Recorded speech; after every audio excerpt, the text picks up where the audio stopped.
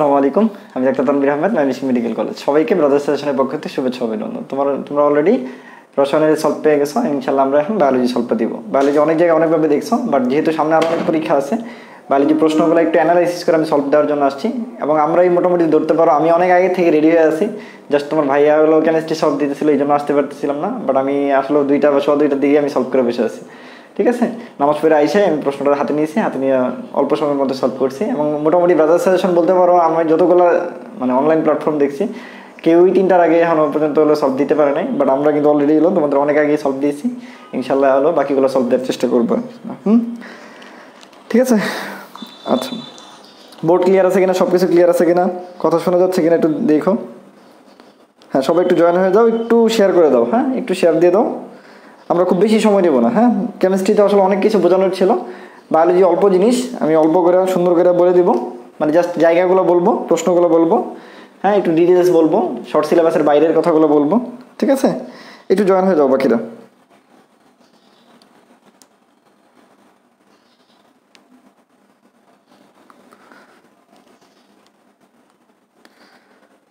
দেখো বোর্ডটা ক্লিয়ার আছে কিনা, সব ঠিক আছে কিনা। হ্যাঁ,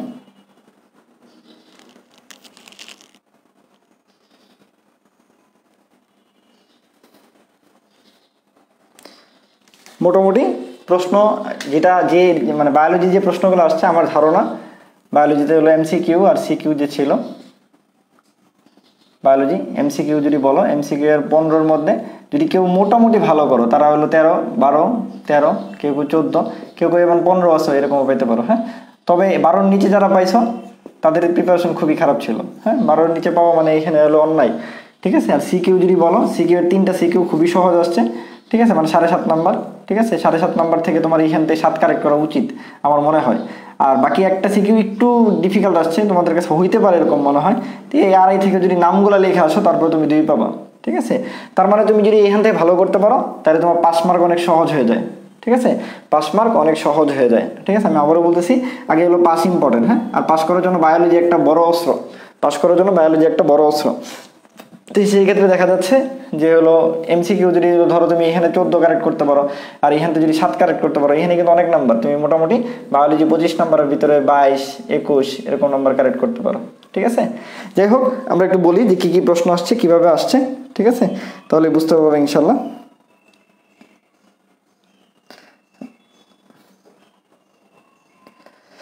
ঠিক আছে, তার মধ্যে সবচেয়ে মজার জিনিস যেটা হলো যে একটা নাম্বার মোটামুটি তোমরা ধরে রাখতে পারো সবাই পাইতেছো। বায়োলজিতে 15 নম্বরের মধ্যে, বায়োলজিতে টোটাল MCQ 15 নম্বরের মধ্যে 1 নাম্বার সবাই পাইতেছো। কেন? কারণ একটা প্রশ্ন ভুল ছিল। একটা প্রশ্ন কি আছে? ভুল ছিল। একটা প্রশ্ন যেহেতু ভুল ছিল, আর দাবিতে যেহেতু কোনো ব্ল্যাঙ্ক অ্যান্সার থাকে না, সেই হিসাবে তুমি এই 1 নাম্বার ইনশাল্লাহ পেয়ে যাবা। ঠিক আছে, কারণ এই 1 নাম্বারকে সবাইকে কাউন্ট করা হয়, অথবা এই 1 নাম্বারকে বাদ দেওয়া হইতে পারে। অর্থাৎ 99 নাম্বারের উপরে তোমার কি এক্সাম হইতে পারে যারা বায়োলজি দেখাইছো। ঠিক আছে, কেন? কারণ এইখানে 1 নাম্বার হয় সবাইকে দিয়ে দিবে, অথবা 1 নাম্বারে তোমার কাউন্ট না করতে পারে। দিয়ে দেওয়ার সম্ভাবনা সবচেয়ে বেশি, কারণ অনেকে তো বায়োলজি দেখাবে না, যে তাদের জন্য দেখা যাচ্ছে তখন তো 1 নাম্বার কীভাবে ম্যানেজ করবে, এই জন্য 1 নাম্বার সবাইকে দিয়ে দিবে। ঠিক আছে, 1 নাম্বার যে প্রশ্নটা ছিল সেটাই ভুল ছিল। 1 নাম্বার যে প্রশ্নটা ছিল সেটাই ভুল ছিল। প্রশ্নটা ছিল এরকম: নিষিক্ত ডিম্বাণু কিসে পরিণত হয়? নিষিক্ত ডিম্বাণু কিসে পরিণত হয়? ডিম্বাণু কিসে পরিণত হয়? ঠিক আছে, আচ্ছা, এখানে ইম্পর্টেন্ট যে ব্যাপারটা দেখো, ডিম্বাণু যারা আমার কাছে পড়ো, আমি সবসময় পড়াই ডিম্বাণুতে মূর্ধন্য আছে, ভ্রূণে মূর্ধন্য আছে। হ্যাঁ, তাহলে ডিম্বাণু সবসময় ভ্রূণে পরিণত হয়। হ্যাঁ, ডিম্বাণুতে মূর্ধন্য আছে, ভ্রূণে মূর্ধন্য আছে, সবসময় ভ্রূণে পরিণত হয়। কিন্তু অপশনগুলোতে কোনো ভ্রূণ ছিল না। যেহেতু অপশনগুলোতে ভ্রূণ ছিল না এবং ব্ল্যাঙ্ক আনসার হয় না, এটা মেডিকেল হইলে ব্ল্যাঙ্ক রাখলে আনসার হয়ে যেত। যেহেতু দাবিতে কোনো ব্ল্যাঙ্ক আনসার হয় না, সো এই প্রশ্নটা অ্যাকচুয়ালি ভুল ছিল, এবং এই 1 নাম্বার সবাই পাবা। ঠিক আছে, এই 1 নাম্বার তোমরা সবাই পাবা। সো এটা নিয়ে মন খারাপ করার দরকার নেই, বা অনেকে টেনশনে আসো যে এই নাম্বারটা আসলে কী হবে। আমি আবারও বলতেছি, যদি প্রশ্নে ভুল থাকে তাহলে ওই নাম্বার সবাইকেই কাউন্ট করা হয়, অথবা যদি এগুলো ব্রডলি পরীক্ষা হয় সেসব ক্ষেত্রে ওই 1 নাম্বারকে বাদ দেওয়া হয়। কিন্তু অনেকে যেহেতু বায়োলজি দাগাবে না, অনেকে বায়োলজি তো নাও দাগাইতে পারে, বাংলা আর ইংলিশ দাগাইছে। ঠিক আছে, তো সেই সব ক্ষেত্রে এটা মিল করার জন্য এই নাম্বারটাকে সবাইকে কাউন্ট করা হবে, অর্থাৎ এই নাম্বার সবাইকে দিয়ে দেওয়া হবে। বুঝতে পারছি? সো এটা নিয়ে কনফিউশন ক্লিয়ার হয়েছে? ওকে, আর বাকি অপশনগুলোর ক্ষেত্রে ওই যে ডিম্বক, এগুলো তো তোমরা বুঝতেই পারতেছো। বাকি যে অপশনগুলো ছিল ওগুলো কেন হলো না, দেখো এই ক্ষেত্রে তোমাকে যদি বলি, আমি একটু অ্যানালাইসিসটা বলি।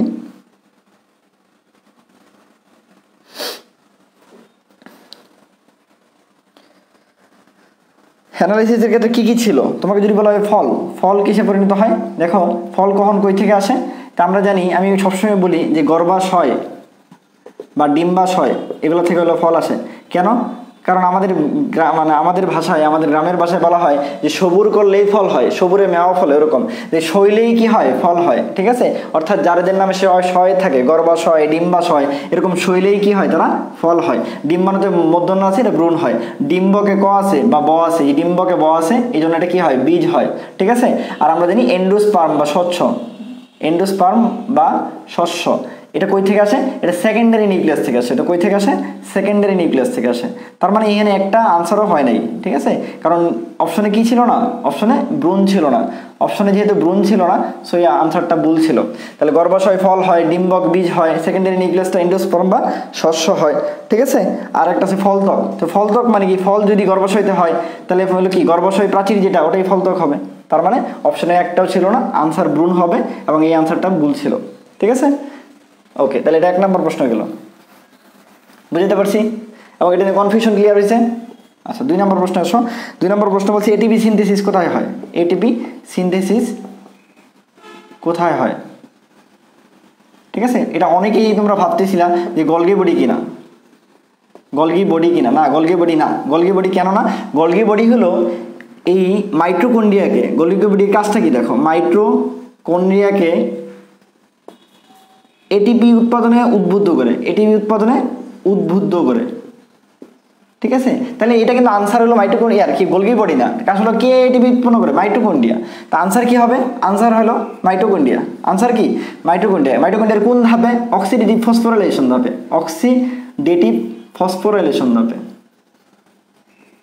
ঠিক আছে, প্রশ্নটা ধরতে পারছো কিনা দেখো। আমরা জানি অক্সিডেটিভ ফসফোরাইলেশন ধাপে কি তৈরি হয়? এটিপি তৈরি হয়। ঠিক আছে, এই অক্সিডেটিভ ফসফোরাইলেশন কার কারণে ঘটে? মাইটোকন্ড্রিয়াতে ঘটে। আমি সবসময় পড়াইতে সময় বলি যে এই অক্সিডেটিভ ফসফোরাইলেশন মাইটোকন্ড্রিয়াতে যদি একটা সিঙ্গেল অবজেক্টিভ মনে রাখতে চাও, তাহলে তোমাকে অক্সিডেটিভ ফসফোরাইলেশন মনে রাখতে হবে।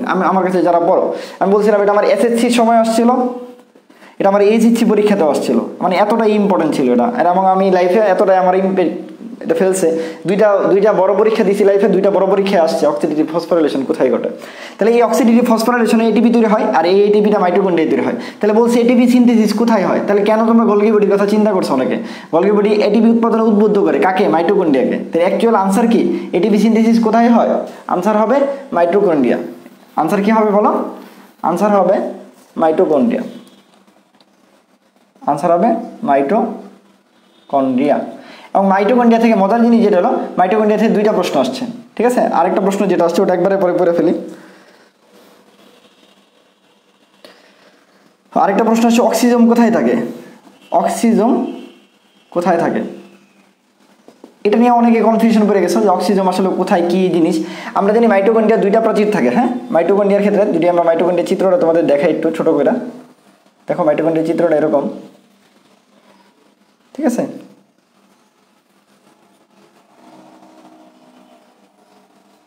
দেখো এইটা একটা মাইটোকন্ড্রিয়া। এই যে মাইটোকন্ড্রিয়ার যে চিত্রটা ছিল, এই মাইটোকন্ড্রিয়ার অন্তঃপ্রাচীরের দিকে কিছু ছোট ছোট দানা থাকে, ওই দানাগুলোকেই বলা হয় অক্সিজম।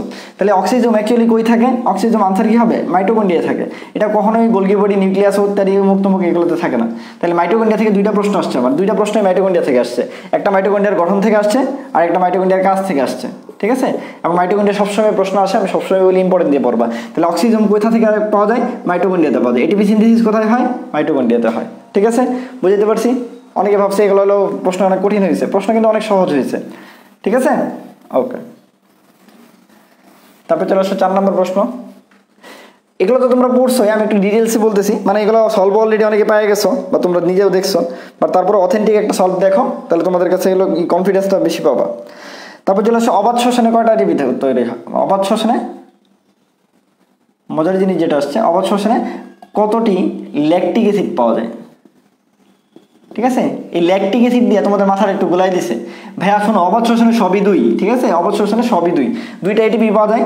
ল্যাকটিক অ্যাসিডের কয়টা পাওয়া যায়? 2টা ল্যাকটিক অ্যাসিড পাওয়া যায়। ঠিক আছে, সো ল্যাকটিক অ্যাসিড দেখে ভয় পাওয়ার কোনো কারণই নেই। ঠিক আছে, অনেকে ল্যাকটিক অ্যাসিড দেখেই ভয় পেয়ে গেছো যে কোনো গ্লুকোজ থেকে কয়টা ল্যাকটিক অ্যাসিড পাওয়া যায়। ঠিক আছে, কোন শ্বসন বলছে? অবাধ শ্বসন। আমি বলছি অবাধ শ্বসনে যখনই হবে, আমি সবসময় বলি যে ওইখানে দেখো 36 অথবা 38, নতুন বইয়ে 36 আসছে, পুরাতন বইয়ে 38 ছিল।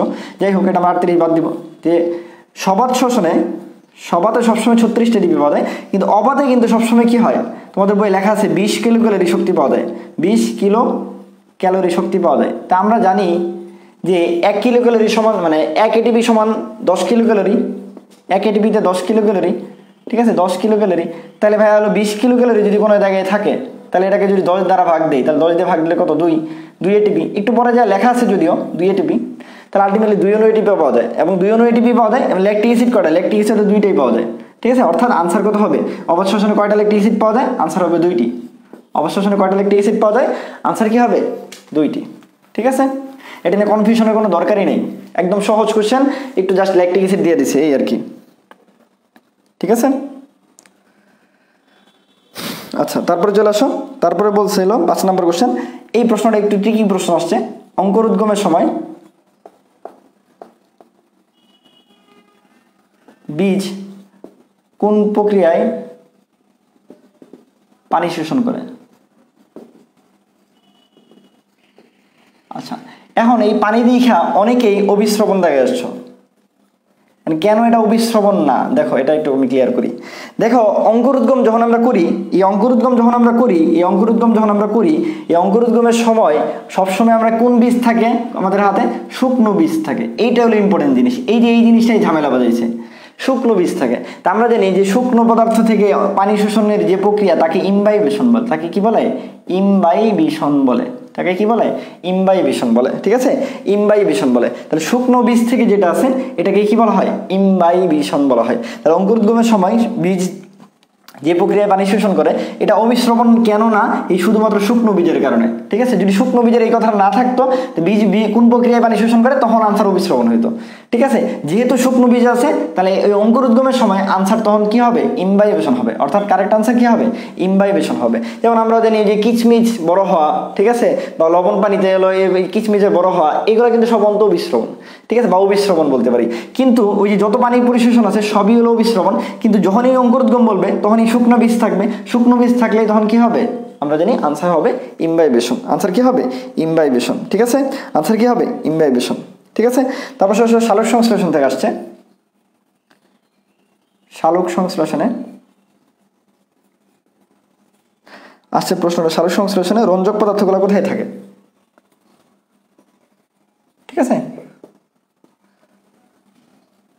এটা যদি ব্রড হেডিং এ বলি রঞ্জক পদার্থ কই থাকে, আনসার হলো ক্লোরোপ্লাস্টে, আনসার কই, ক্লোরোপ্লাস্টে, ঠিক আছে। আর যেহেতু ক্লোরোপ্লাস্টে অপশনে নাই, তাহলে ক্লোরোপ্লাস্টে কোন জায়গায় থাকে, থাইলাকয়েডে থাকে, ঠিক আছে। একটু ডিপলি আসে আর কি, এরকম এই থাইলাকয়েডে থাকে, একদম সহজ কোশ্চেন একদম। এটা হলো আর কি বলে তোমাদের উদ্ভিদ সারি তত্ত্ব নবম অধ্যায়ে সুন্দর করে বই লেখা আছে যে কই থাকে, থাইলাকয়েডে থাকে। তাহলে রঞ্জক পদার্থগুলোর থাকার অবস্থান কোন জায়গায়, থাইলাকয়েড, রঞ্জক পদার্থগুলো থাকার অবস্থান কোথায়, থাইলাকয়েড।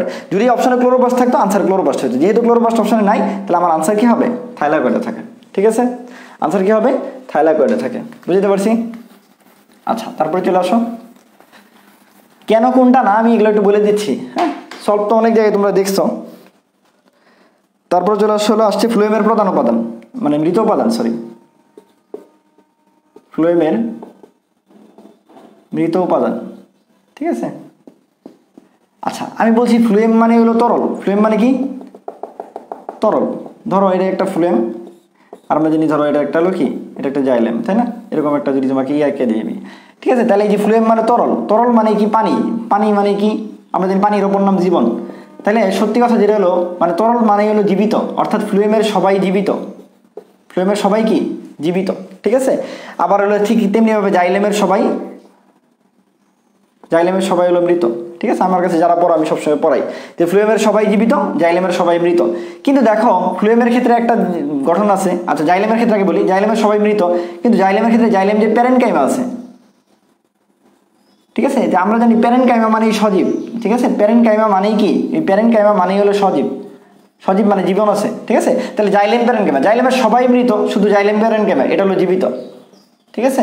ঠিক তেমনিভাবে ফ্লোয়েমের সবাই জীবিত, কিন্তু ফ্লোয়েম ফাইবার যেটা, ফ্লোয়েম ফাইবার যেটা, তো ফাইবার মানে কি ভাই, ফাইবার মানে কি, ফাইবার মানে হলো তন্তু। তো তন্তুর কি কখনো জীবন থাকে না, থাকে না। তাহলে ফ্লোয়েমের মৃত উপাদান যদি বলে তখন আনসার হলো আমার ফ্লোয়েম ফাইবার। আবার ঠিক তেমনিভাবে জাইলেমের যদি জীবিত উপাদান বলতো তখন আনসার হইতো আমার জাইলেম প্যারেনকাইমা। অর্থাৎ জাইলেমের সবাই মৃত ব্যতিক্রম জাইলেম প্যারেনকাইমা, ফ্লোয়েমের সবাই জীবিত ব্যতিক্রম ফ্লোয়েম ফাইবার, তাহলে আনসার কি হবে? ফ্লোয়েমের মৃত উপাদান আনসার কি হবে? ফ্লোয়েম ফাইবার হবে। ফ্লোয়েমের মৃত উপাদান আনসার কি হবে? ফ্লোয়েম ফাইবার হবে। বুঝতে পারছি? আচ্ছা ঠিক আছে, তারপর চলে আসো 8 নম্বরে।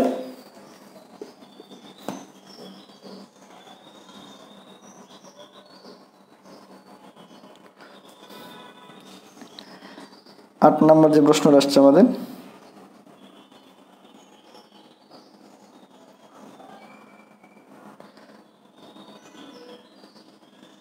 আচ্ছা কোন উপপর্যায়ে সিনাপসিস ঘটে? ঠিক আছে, সিনাপসিস ঘটে। তা আমরা জানি মায়োসিসের যে উপপর্যায়গুলো আছে এর মধ্যে হলো জাইগোটিন,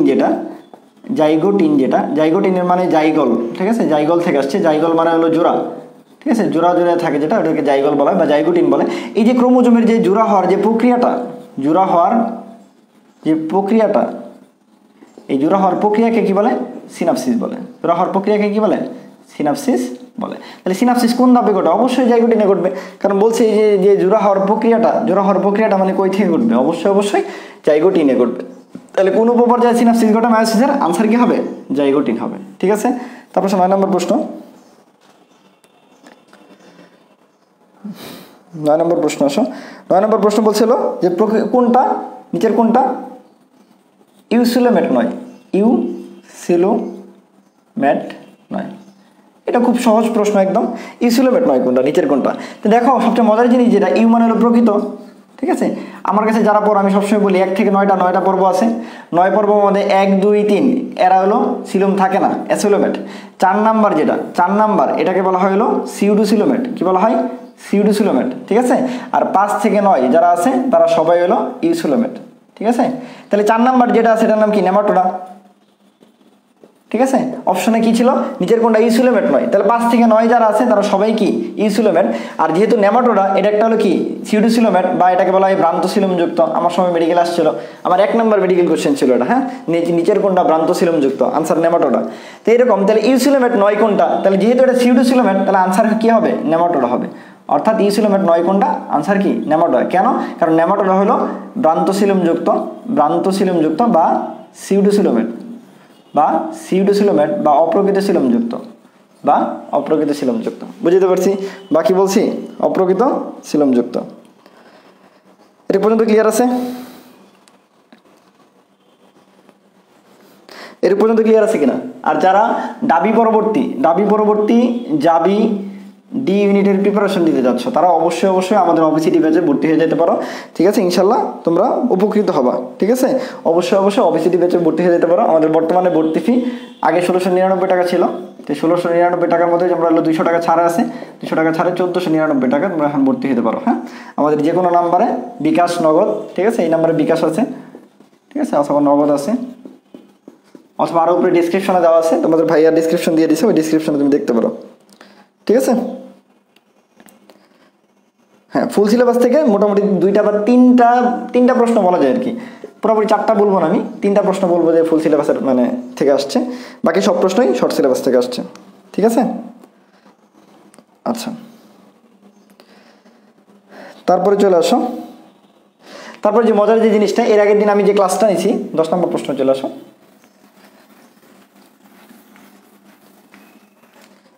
10 নম্বর প্রশ্ন চলে আসো। আমি যে ক্লাসটা নিয়েছি যে নিচের কোনটা কি জানি আসছে প্রশ্নটা, নিচের কোনটা ব্রুনিয়া মেসোডার্ম থেকে আসে? আমার ক্লাস যারা করছে আমি সুন্দর করে বলছি। হ্যাঁ, ওই দিন যারা ক্লাস করছিলাম বলছিলাম একটোডার্ম থেকে আসে স্নায়ুতন্ত্র। ঠিক আছে, আর হলো এন্ডোডার্ম থেকে আসে শ্বসন। ঠিক আছে, আর বাকি সব তন্ত্র মেসো থেকে আসে। ঠিক আছে, নামের সাথে যদি যন্ত্র থাকে তাহলে সেই অনুসারে তাহলে কঙ্কাল। ঠিক আছে, সেই অনুসারে কি হবে? আরেকটা কি ছিল জানি তোমাদের? রক্ত সংবহন। আমি যারা রক্ত ক্লাস করছো আমার ওইখানে সুন্দর করে এটা বলছি। হ্যাঁ, রক্ত সংবহন দুইটাই কই থেকে আসে? মেসোডার্ম থেকে আসে। তাহলে মেসোডার্ম থেকে কে আসে? আনসার কি হবে? কঙ্কাল এবং কি রক্ত সংবহন কই থেকে আসে? মেসোডার্ম থেকে আসে। বুঝতে পারছি? কই থেকে আসে? মেসোডার্ম থেকে আসে। ঠিক আছে, আচ্ছা, তারপরে চলে আসো 11 নম্বর কাফার কোষ। ঠিক আছে, কাপ্ফার কোষ কই থাকে? আনসার কি যকৃৎ, এটা সবাই জানো, কারণ যকৃতের কি এটা যকৃতের ম্যাক্রোফেজ। যকৃতের ম্যাক্রোফেজকে কি বলে? কাপ্ফার সেল বলে। যকৃতের ম্যাক্রোফেজকে কি বলে? কাপ্ফার সেল বলে। যেমন এটা যদি হলো মস্তিষ্কে থাকে, বা এটা যদি হলো কি বলে আর ফুসফুসে থাকে, এটা যদি হলো স্কিনে থাকে, এক একজনের এক এক জায়গায় এক এক রকম নাম হয়। যেমন আমরা যদি বলি তোমাদের এটা যদি হলো কি বলে এটা যদি অস্থিতে থাকে, যেমন অস্টিওক্লাস্ট, ঠিক আছে, এটা যদি হলো কি বলে, এটা যদি হলো আর কোথায় বলবো, যদি তোমার মানে বিভিন্ন জায়গায় যে জায়গায় থাকে, ধরো এটা যদি ফুসফুসে থাকে তাহলে ফুসফুসে যদি থাকে তাহলে ওটাকে অ্যালভিওলার ম্যাক্রোফেজ বলে। ওরকম এটা যদি যকৃতে থাকে তখন তাকে হলো কি শুধু ম্যাক্রোফেজ যেটা থাকে এটাকে কাপ্ফার সেল বা কুফার কোষ বলে। ঠিক আছে, তাহলে যকৃতের যে ম্যাক্রোফেজ এটাকে কি বলে? কাপ্ফার সেল বলে। ঠিক আছে, আচ্ছা তারপর চলে আসো এরপর যেটা হচ্ছে 12 নম্বর প্রশ্ন।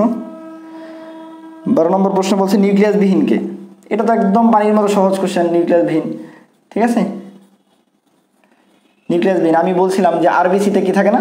নাট বল্টু থাকে না। নাট বল্টু থাকে না মানে নিউক্লিয়াস থাকে না। আরবিসিতে কি থাকে না? নাট বল্টু থাকে না মানে নিউক্লিয়াস থাকে না, অর্থাৎ লোহিত রক্তকণিকায় কি থাকে না? নিউক্লিয়াস থাকে না। তারপর চলে আসো, তারপরে বলছে হলো লোহিত রক্তকণিকার প্রধান প্রোটিন।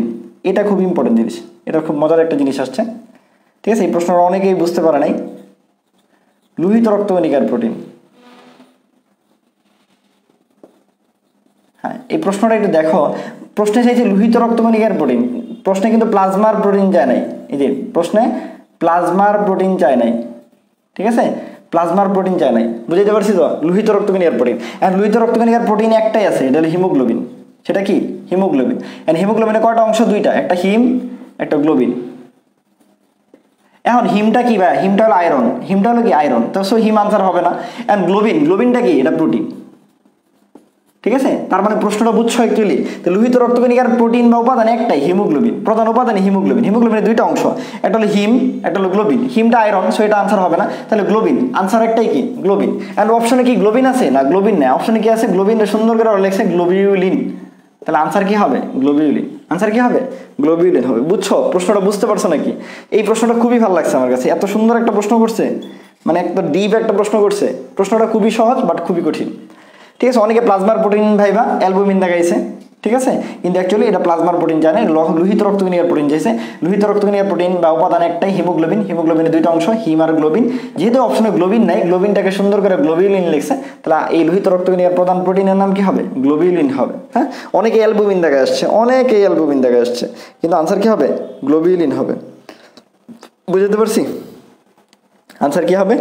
গ্লোবিউলিন হবে। বুঝতে পারছি? আচ্ছা, তারপর চলে আসে 14 আর 15 দুইটা প্রশ্ন আছে আমাদের।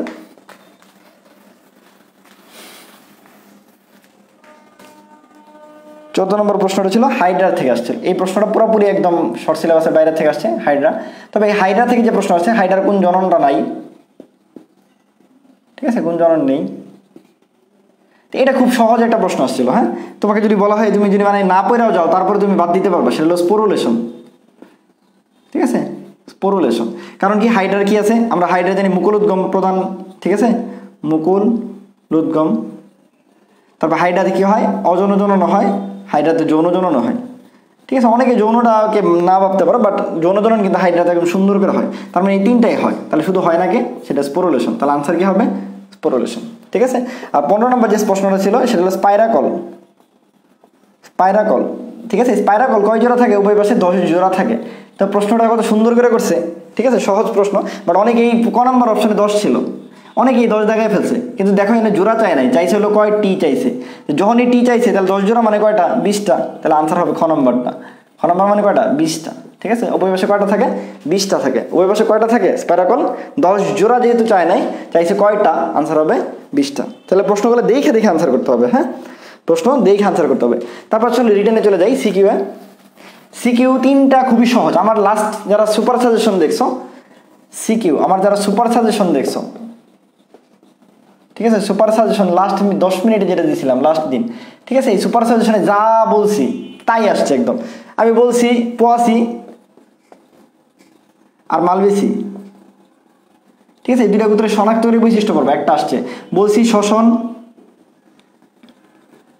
সালোক সংশ্লেষণ পার্থক্য পর্ব একটা আসছে। ঠিক আছে, বলছিলাম পর্বগুলা বৈশিষ্ট্য পর্ব একটা আসছে। হ্যাঁ, শুধুমাত্র বিবর্তনের প্রশ্নটা একটু কঠিন আসছে, বিবর্তনের যে প্রশ্নটা আসছে। ঠিক আছে, আচ্ছা, এর মধ্যে কি আছে? মালবেসির 5টা বৈশিষ্ট্য দিতে বলছে। ঠিক আছে, অনেকে এই 5টা বৈশিষ্ট্য দেখো, আমার কথা হলো খুব সহজে দেওয়া যায় 5টা বৈশিষ্ট্য, মানে তুমি যদি একদম সহজে চিন্তা করো, ঠিক আছে, মানে তার মানে 3টা একদম হুবহু কমন পড়ছে। ঠিক আছে, বিবর্তনের প্রশ্নটা একটু একটু বলতে পারো যে একটু ব্যতিক্রম আসছে, বাট তারপরে খুব আনকমন ব্যাপারটা এমন না, আমি বলতেছি। তারপর দেখো, তো দেখো প্রথম যে প্রশ্নটা আসছে এটা মালবেসির 5টা বৈশিষ্ট্য আসছে। ঠিক আছে, এখন মালবেসিতে কে আছে? জবা আছে। তো জবা নিয়ে চিন্তা করো না, জবা যা যা পড়ছো, জবার 1 নাম্বার কি পড়ছো? অমরবিন্যাস। নিচের থেকে চিন্তা করো, অমরবিন্যাস, অমরবিন্যাস, অমরবিন্যাস কেমন ছিল? অক্ষীয়। যে কোনো 5টা লিখলেই হবে। 2 নাম্বার জবার ক্ষেত্রে কি ছিল? দলমণ্ডল।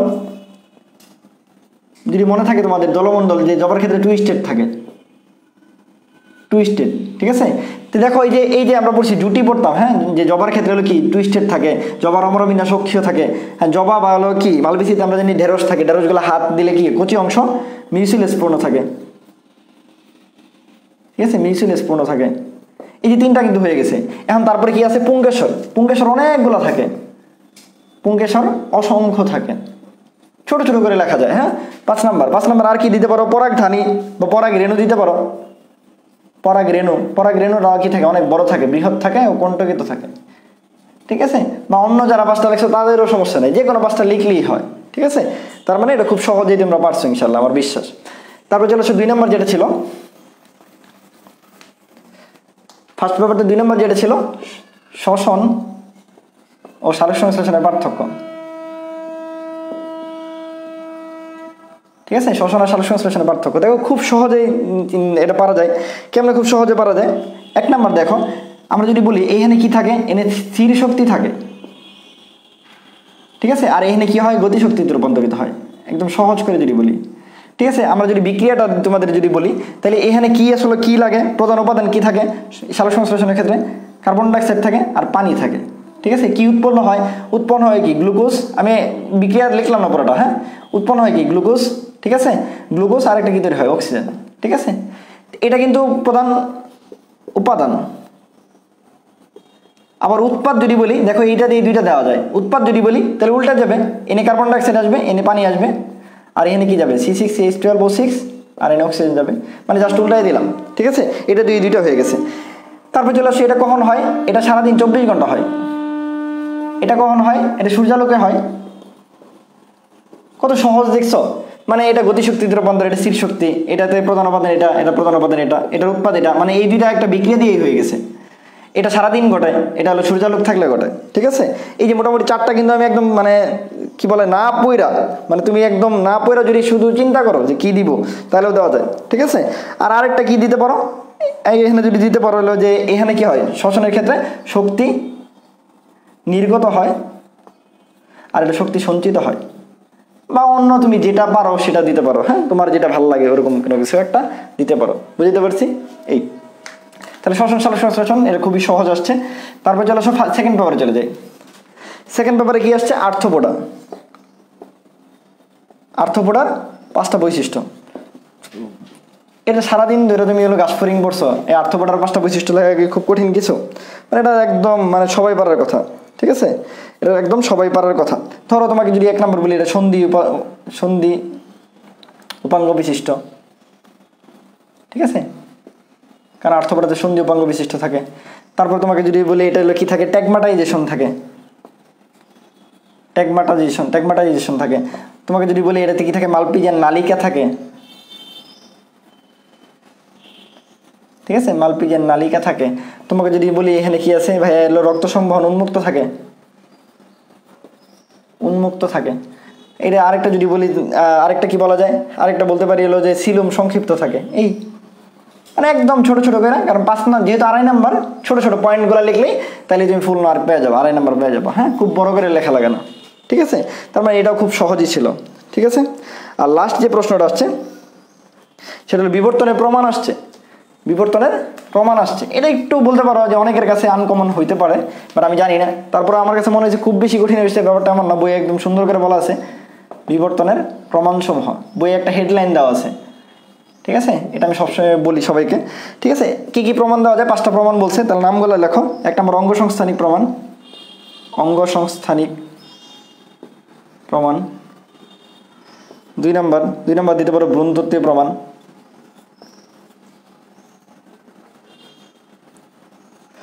তিন নাম্বার দিতে পারো জীবাশ্ম গঠিত প্রমাণ বা জীবাশ্মগত প্রমাণ, এগুলো সবই তোমরা পড়ছো। হ্যাঁ, 4 নাম্বার হলো শ্রেণীবিন্যাসগত প্রমাণ,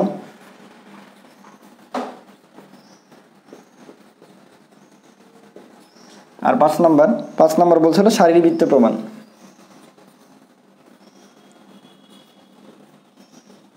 ঠিক আছে, আরো অনেকগুলো প্রমাণ আছে বই, আরো প্রায় হলো 3টার মতো প্রমাণ আছে, যে কোনো 5টা লিখলেই হলো। ঠিক আছে, অনেকেই ভাবছো যে তোমরা ওই ব্যবহার অব্যবহার ওগুলার উদাহরণ দিয়ে আসছো, ওগুলো কিন্তু না।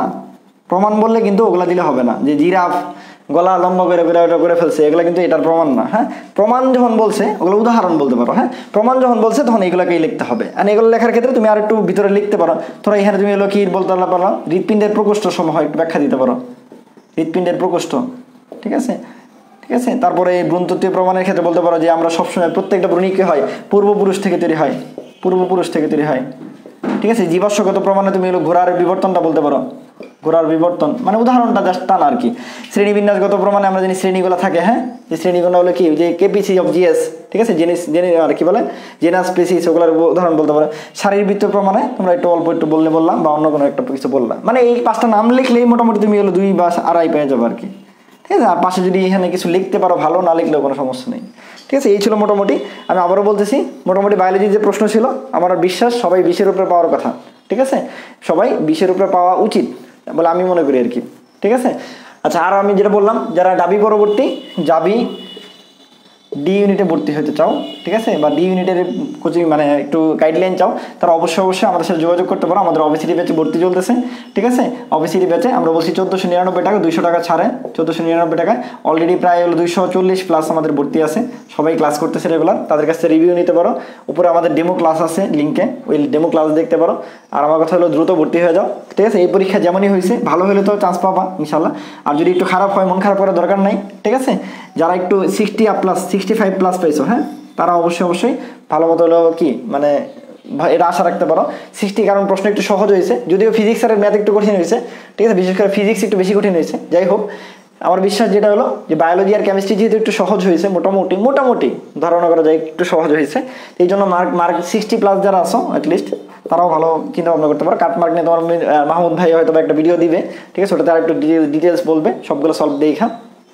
তো আমার বিশ্বাস তোমরা হলো যারা হলো এর পরবর্তীতে সবচেয়ে ভালো হলো তোমাদের একটাই টার্গেট এখন, সেটা হলো জাবি ডি ইউনিট বা জাবি এ ইউনিট, দুটাই ভালো মতো প্রিপারেশন নাও। যারা ডি ইউনিটে নিতে চাও তারা অবশ্যই আমাদের সাথে যোগাযোগ করে এই ব্যাচে ভর্তি হয়ে যেতে পারো, এবং আমাদের সব ক্লাস রেকর্ডেড আছে, এবং এক্সামগুলো তুমি এখন ভর্তি হলেও দিতে পারবে ইনশাল্লাহ। সবাই ভালো থাকবা, সবাই আমাদের জন্য দোয়া করবা। আসসালামু আলাইকুম।